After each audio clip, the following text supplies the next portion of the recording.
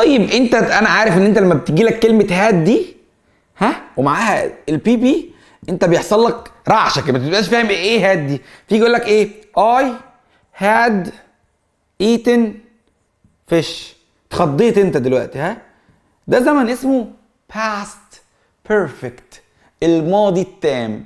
درس جميل وخفيف ولطيف ولذيذ، بس لو ركزت معايا هاد دي بتيجي على طبعا لازم يجي بعدها البي بي او التصريف الثالث اللي اتفقنا عليه. اي فعل بيتكون من infinitive مصدر و first form second form third form، تصريف اول وثاني وثالث، زي ايه play infinitive مصدر هو المصدر، التصريف الاول play، الثاني played، الثالث played. go الاول go، الثاني went، الثالث gone، وهكذا. يبقى هذا عشان تيجي لازم يكون معاها بي بي او تصريف ثالث. انت اول ما شفت الجمله دي ما عرفتش تترجمها ايه. بص، صعب انك تلاقي الجمله دي لوحدها كده، هو زمن يعني قليل في استخدامه شويه، بس اعرف I had eaten fish يعني انا كلت سمك. طب ايه الفرق ما بينها بقى وما بين I ate fish و I was eating fish؟ صح؟ عايز تقول لي كده صح؟ وايه الفرق ما بينها كمان وانا I have eaten fish؟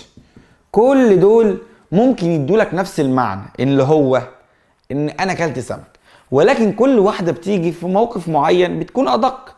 يعني I ate fish معناها انا اكلت سمك وخلصت، دي اقرب واحده للي فوقيها. طب التانيه انا كنت باكل سمك، مش عايزها دلوقتي اهو. طب الاخيره معناها انا اكلت سمك وما قلتش امتى، او انا جربت السمك او قبل كده، او انا اكلت سمك وشبعان. دي كلها معانيها مش عايزها دلوقتي. الجمله الاولى بتيجي علشان ترتب احداث في الماضي. يعني لو انت عملت حدثين، لو انت ركز، لو انت عملت حاجتين في الماضي هات بتيجي عشان تقول لك انا اللي حصلت الاول. يعني لو انت اكلت سمك والجمله الثانيه بتقول انك خرجت بعد ما اكلت سمك I went out، دي معناها ايه؟ ان انت اكلت سمك الاول، امسح دي بقى عشان ما تلخبطش، ان انت اكلت سمك الاول وبعدين خرجت اوت. خرجت اوت ايه؟ خرجت بره.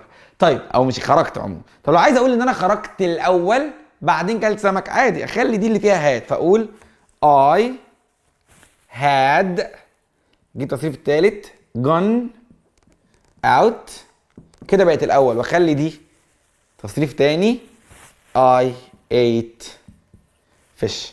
والله الموضوع بكل بساطه هات بتيجي بس استخدمها كده الاستخدام ده بس، ماليش دعوه باي استخدام تاني.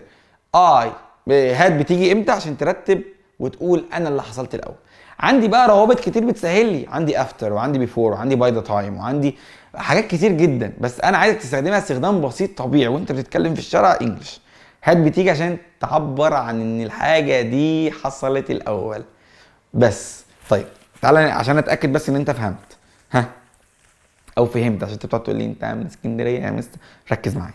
بص، انا عندي حدثين، الحدث اهو والحدث اهو. اللي عايزه حصل الاول هو اللي هتحط فيه هات يا عم بكل بساطه. عايز تقول مثلا انا ذاكرت I studied English. انا سافرت امريكا I traveled to يا عم انجلاند، بلاش امريكا عامله حوارات اليومين دول. طيب اتفقنا؟ تضحك، انا شفتك انت خلبوز. انت دلوقتي مش عارف ايه اللي حصل الاول، انت ذاكرت الاول بعدين رحت انجلترا، ولا انت رحت انجلترا الاول وبعدين ذاكرت؟ اللي هيجي يحل لك القصه دي من غير روابط هو هاد. عايز ايه اللي حصل الاول؟ انت ذاكرت الاول يا عم، اطلع هنا وتعالى ايه حط كلمه هاد. I had studied English اهو، هي معاقه شويه معلش اهي يا اهو هاد كده. انت ذاكرت انجلش الاول. طب لو انت عايز تبقى انت سافرت الاول، فلما سافرت درست بقى انجليزي. يا عم انا وحش، انا وحش. انت حلو يا عم وانا وحش، ركز معايا، انت اللي حلو انا يا عم اللي وحش. تيجي هنا وتقول هاد، ودي وظيفه هاد بكل بساطه.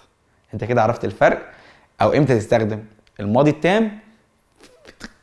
لو ما عرفتش هتيجي تقول لي يا مستر مصطفى انا عايز اخد معاك كورس ايه، يا اما فوناتكس امريكان اكسنت، يا اما جرامر، يا اما A1 و A2 تاسيس، يا اما عايز كتاب فوكابي اللي فيه 3000 كلمه، او كتاب الجرامر اللي فيه كل دروس الجرامر، او كتاب A1 و A2 بتاع التاسيس، او لعبه كلمني وانا هظبطك. يلا سلام.